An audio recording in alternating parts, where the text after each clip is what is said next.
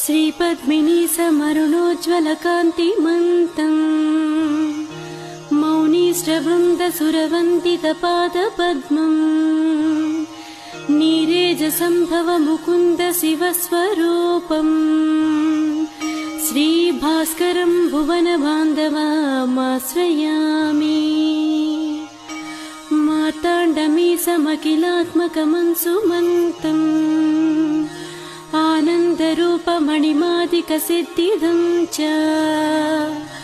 आदस्तमद्यरहितं च शिवप्रदं त्वाम् श्रीभास्करं नतजनाश्रयमाश्रयामि।